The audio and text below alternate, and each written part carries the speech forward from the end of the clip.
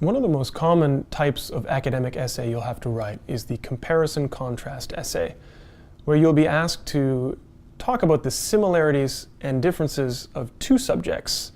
Now, it probably won't be as easy as comparing two cities. You'll probably have to compare something like two theories or two characters in two totally different novels. The most important thing to remember with comparison is to avoid the obvious.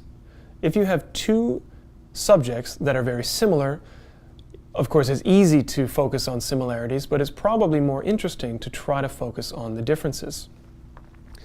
Now, before we talk about the essay structure, it's important to mention that you should probably watch the video on basic essay structure first, okay? So the comparison contrast essay introduction is basically the same as the other essays we've discussed. The hook will engage the reader and introduce both subjects, which is very important. The background will give any essential information that the reader needs to understand the main point of the essay. And then the thesis statement will focus the comparison for the reader. Now, I'll mention something about thesis statements in a moment. The main difference between the comparison contrast essay and the other essays that we've discussed is that you have options with this kind of essay. There are really two different options that you can choose from. The first one is what we call the block method, which means you have two body paragraphs that are organized in this fashion. You can have a similarities differences essay, which means you have one paragraph that is entirely focused on the similarities between these two subjects, and one paragraph that is entirely focused on the differences between the two subjects, making sure that each paragraph has a clear topic sentence. Another form of the block essay is what you might call a subject-to-subject essay, which in one paragraph gives all the information about one subject. In the next paragraph, it focuses entirely on subject B. Okay, so that's one option. The second option, and in my opinion the slightly more interesting of the two, is what we call the point-by-point comparison contrast essay, where instead of focusing only on similarities and differences, you choose two or more points of comparison. Now, if, for example, you were comparing two restaurants, certain points that you could use to compare them would be atmosphere, menu, service, and so on. So in the point-by-point body, each paragraph focuses on one point, either with the similarities or the differences. So for example, in that essay about restaurants, paragraph 1 would focus entirely on the atmosphere of both restaurants. Paragraph 2 could focus entirely on the service at both of those restaurants and how they are similar or different. After you've done that, of course, you have your conclusion, which is the same as pretty much all essays that we've talked about. You want to summarize your main points, and you want to end with a final statement to leave the reader with a lasting impression, perhaps a final opinion. Now, the most important part to keep in mind about the point-by-point essay is that whatever points you're discussing in your body have to be mentioned in the thesis statement. Now, with the block method, the thesis statement could be slightly more general, but if I were to write an essay about the restaurants and my points were atmosphere and service, I have to make sure to include the words atmosphere and service in my thesis statement. So that's basic comparison contrast.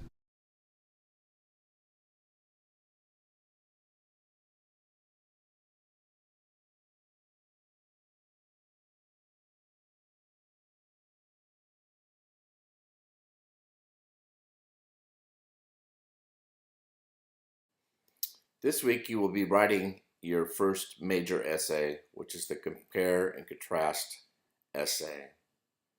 In the past, your professors or teachers have requested that you write both a contrast and a comparison essay.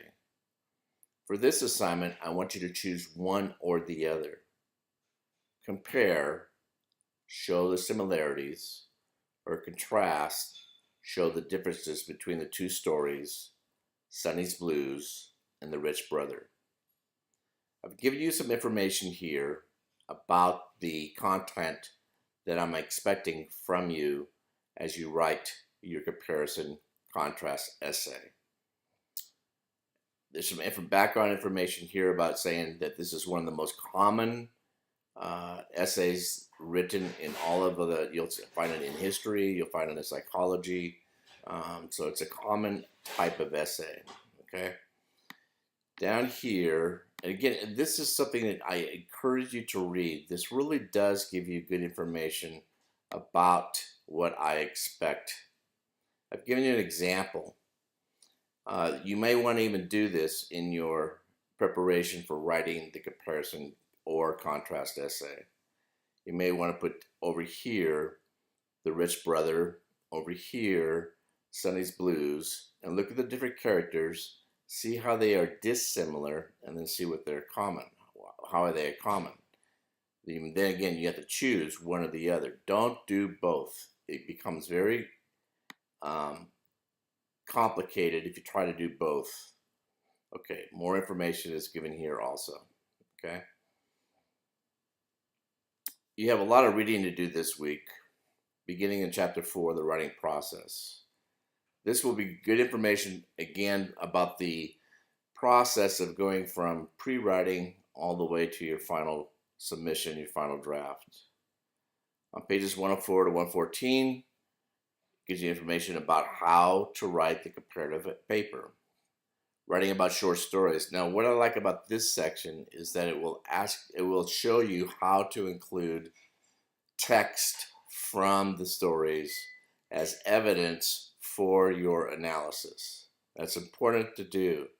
You need to have textual evidence that will support your thesis statement.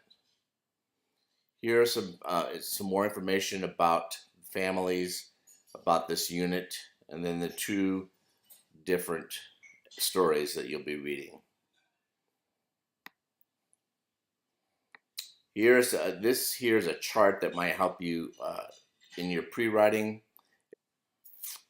Sample papers of the type of the genre that you'll be writing, which is the compare and contrast essay. Also, I want you to title your essay. Make sure that you have an engaging title. And I give you some information here that will help you with that. The checklist is here, and that's it for this week. I will talk to you later.